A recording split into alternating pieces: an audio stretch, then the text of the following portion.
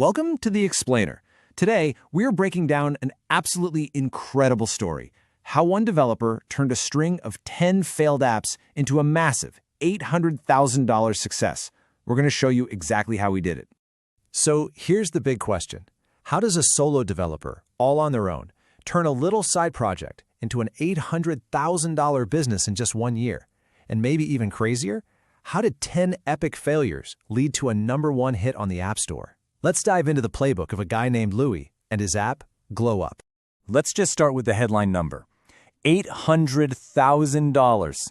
That's the total cash the app pulled in during its very first year. And honestly, that's just scratching the surface of this story. And check this out. 100,000 users. That's how many people downloaded it in the first 3 days. Just 3 days. So the real question is, how on earth did he pull that off? Okay, so here's the thing. The secret wasn't some revolutionary, never-before-seen app idea. Nope, it was a complete shift in strategy, a totally different way of thinking that flipped the entire development process on its head. So you see, with those previous 10 apps, Louis did what most of us do, right? He followed that typical build it first, market it later path. And it just failed every time. The new way, the successful way, was all about proving the idea worked with content before he even thought about writing code. It was a total game changer. And where did this idea come from? You're going to love this. He was literally just scrolling through TikTok makeup videos and reading the comment sections. That's it.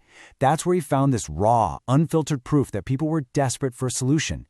The demand was right there, out in the open. Okay, so the idea is validated. People want this thing. But how do you turn that research into a viral marketing machine that actually gets downloads? Well, he is the very specific 4-step playbook. All right, let's get into the nitty-gritty of this playbook because the details here are what really make it work. This is the secret sauce. First things first, you have to warm up the account. This whole step is basically about convincing the TikTok algorithm that you're a real, genuine user who's super interested in a specific niche. You're not trying to sell anything yet. You're just acting like a normal person. Step 2 is all about content. And here's the key. The goal isn't to be super original right out of the gate. No way. It's about finding proven formats, replicating trends that are already working, and seeing what sticks for your app idea. It's about quantity and consistency. Okay, step 3. This is a huge conversion tool, the anchor link. It puts a big download now button right on your video, which makes it incredibly easy for people to get your app. But there's a catch. If you add it too early, like when you only have a few hundred views, TikTok's algorithm can actually kill the video's reach. You have to wait for it to get some real traction first. And finally, step 4, scale. Once you've got the formula down and you know what works, it's time to hit the accelerator. We're talking multiple accounts, churning out tons of videos every single day to just maximize your reach and your chances of hitting that viral jackpot. So, what happens when you follow this playbook perfectly? Well, how about a single video that gets 48 million views? Yeah, let that sink in for a second. 48 million. And those weren't just vanity metrics. That one viral video generated over $12,500 in sales in 1 day. Just incredible. Now this is absolutely brilliant. He created this perfect engagement loop.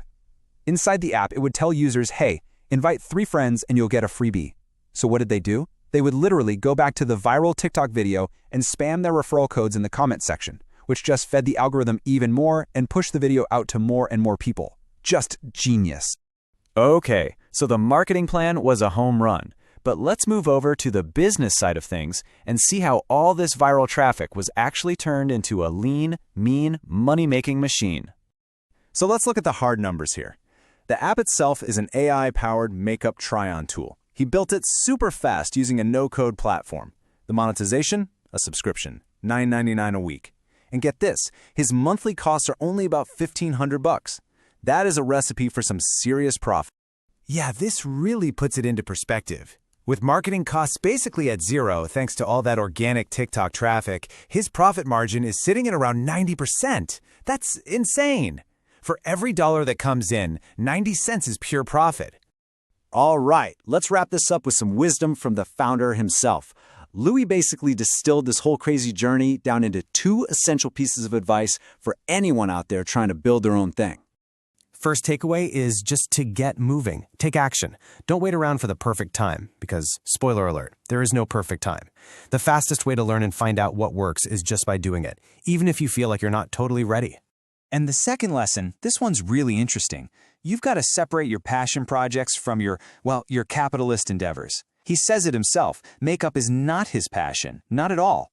But he saw a problem, and he saw a business opportunity. You don't have to be an expert or even love the niche to build a successful company in it. You just need to solve a problem that people will pay to have solved. So let's just quickly recap what we've learned today. First, validate your idea before you build anything. Use content to test the waters. Second, master an organic channel. That TikTok playbook can be a zero-cost growth engine. Third, build a lean MVP with no-code tools to launch fast and keep your costs super low. And finally, focus on a high-profit model, like a subscription. And that really brings us to the final thought here. This whole story shows that the biggest opportunities might not be in the things you love, but in the problems a market is already loudly, and I mean loudly, complaining about online. So I'll leave you with this question.